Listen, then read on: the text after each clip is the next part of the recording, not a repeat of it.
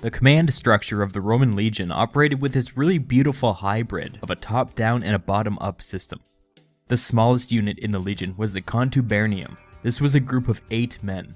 These men ate together, marched together, slept together, not like that, and took care of one shared pack animal together. One of our sources writes about a military tradition where men paired off with another member of their contubernium. These men would watch each other's backs during battle, go on guard duty together, and if one of them were killed, the other would contact their families and hold a funeral service.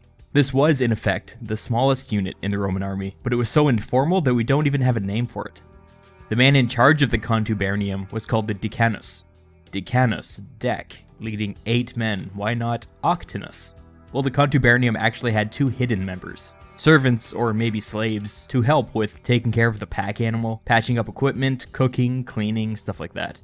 So in some instances like this one, they were counted, but they were non-combatants, and unimportant for our purposes. Going forward, we will not count them. So a decanus led a unit of 8 men, which is part of this bottom-up system. Not a lot of information survives about the decanus, but we know that they were selected from the contubernium by the contubernium. In other words, this wasn't a promotion from an officer, but rather an election by their peers. In practice, the decanus tended to be the most experienced man in the contubernium.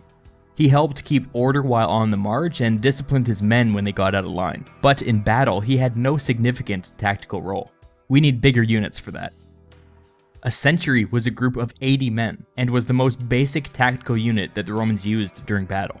Century, 80 men. Again, it doesn't make sense. Remember how the contubernium had 8 soldiers and 2, let's call them helpers? Well, that naming inconsistency carries forward. A century consisted of 10 contubernia, meaning there were 80 soldiers and 20 helpers total.